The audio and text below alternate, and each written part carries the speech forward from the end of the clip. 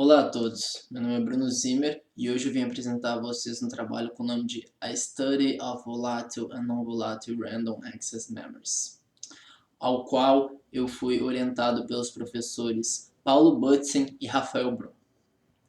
O objetivo desse trabalho é explicar um pouco melhor a funcionalidade das memórias SRAM volátil e não volátil, e distinguindo um pouco elas entre si.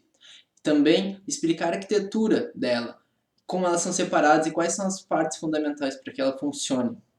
No final, vamos apresentar testes que foram desenvolvidos somente em cima da memória volátil. Para entendermos um pouco melhor sobre esse trabalho, precisamos ter uma noção sobre a situação atual das memórias. Atualmente, a memória não volátil principal que se tem no mercado é a memória flash, a qual se tem pendrives, SSDs, coisas do tipo.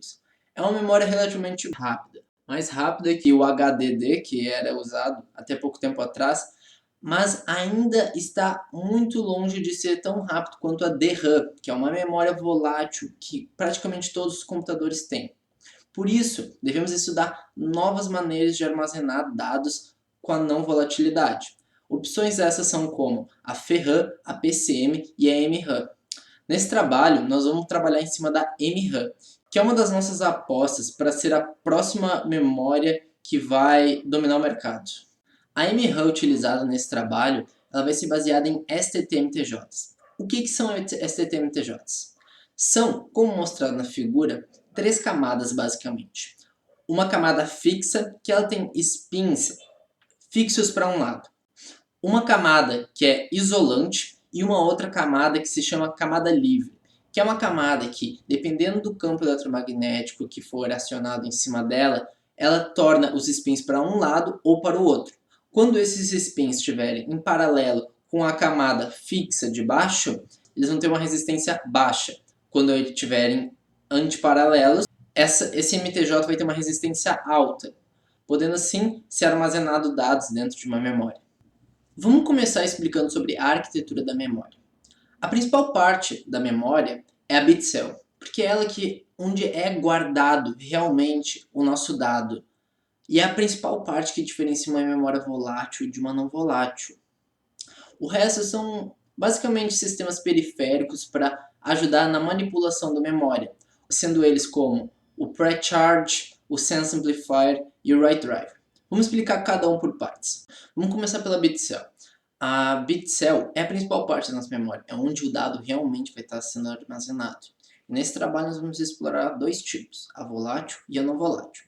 A volátil é mais simples. Nós temos dois transistores de acesso que vão permitir que o dado seja ligado à bitline e à bitline negada, e dois inversores, um ligado atrás do outro, que, enquanto a fonte está ligada, permite que um dado seja guardado ali, sendo em um ponto o negado de outro.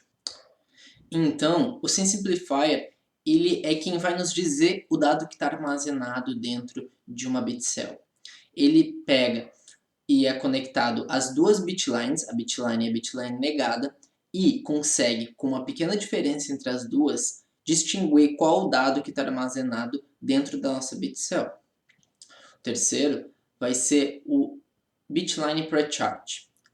O que o bitline pre-charge faz? Ele é responsável principalmente na leitura, de largar uma carga, que no nosso caso vai ser VDD, e fazer com que as duas bitlines ascendam ao VDD, para que, quando os transistores de acesso sejam liberados, as bitlines consigam adquirir o dado real. Por último, mas não menos importante, temos o write driver.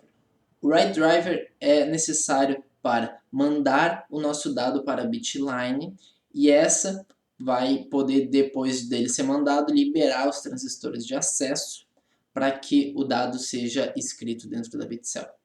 Vamos explicar as operações. Começar pelo hold, que é guardar o dado dentro dela. Como nós já sabemos como funciona um MTJ, o hold dentro da memória não volátil vai ser basicamente manter esse MTJ do jeito que ele estava. Já na memória volátil, é basicamente não permitir com que os transistores de acesso deixem passar uma tensão autossuficiente para guardar um outro dado dentro dos inversores. Depois temos a leitura. Como nós podemos ver no diagrama apresentado, a leitura, tu precisa primeiramente ligar o pré-charge, representado pelo pré, que vai deixar as duas bitlines em um mesmo nível, no caso, o VDD.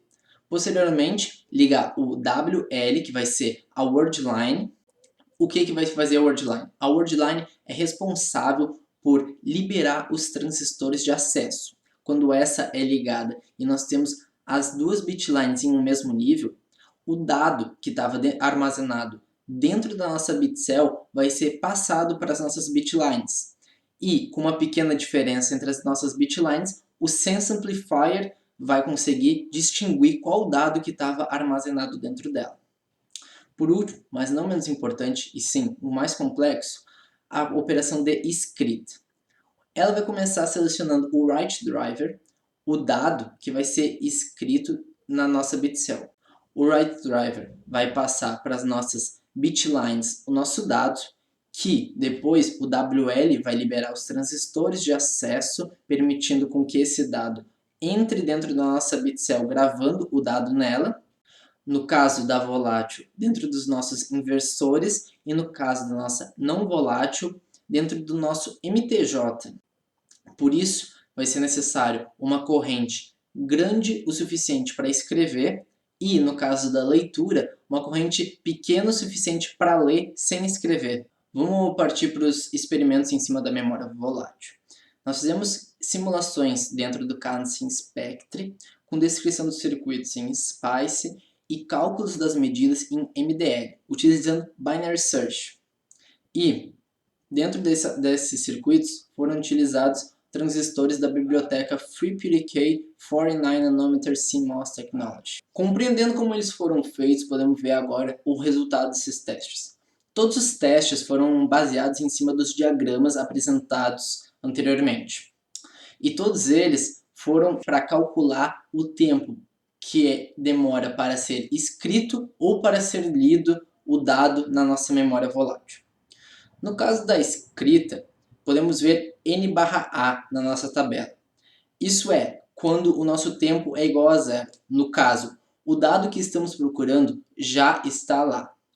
O que quer dizer o dado que estava armazenado anteriormente na bitcell. E down to down na linha das bitlines significa que nós tinha 2 zeros nas nossas bitlines e nós recebemos um zero para ser escrito. Então a nossa bitline ficou em 0 e a bitline negada foi para 1. O nosso tcontam da tabela é o tempo para que as bitlines adquiram o dado e o nosso twriteBTL é o tempo que demora para escrever das bitlines na bitcell. Na tabela de leitura, podemos ver que sempre vai ser parecido um valor com o outro. Por quê? Porque um dado sempre vai ser o inverso do outro. No caso dos testes, nós não vamos utilizar o Sense Amplifier.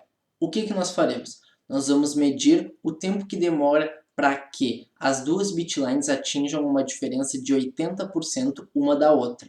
Assim, confirmando que qual dado que está sendo escrito. O nosso TREADBL significa o tempo para atingir essa diferença de 80%. E o nosso TPRE-BL é o tempo para que as duas bitlines atinjam o mesmo nível, no caso VDD. Concluímos com isso que nas nossas leituras não diferencia muito o dado ao qual estamos lendo, já na nossa escrita tem uma pequena diferença, podendo ele, quando for de 0 para 1, um tempo maior do que se fosse para 1 para 0 ou se fosse escrever o mesmo dado. Vamos utilizar essa tabela para fazer uma comparação futura, em um trabalho futuro, com uma memória não volátil, a qual que nós vamos fazer testes, os mesmos, talvez alguns a mais, em cima da nossa memória não volátil. Essa memória não volátil vai estar utilizando nosso MTJ descrito no começo do trabalho e com uma arquitetura de crossbar, que é uma arquitetura que está em ascendência atualmente. Em um futuro mais distante, pretendemos fazer um processador completo com a memória não volátil que foi estudada até o momento. E esse foi meu trabalho. Muito obrigado.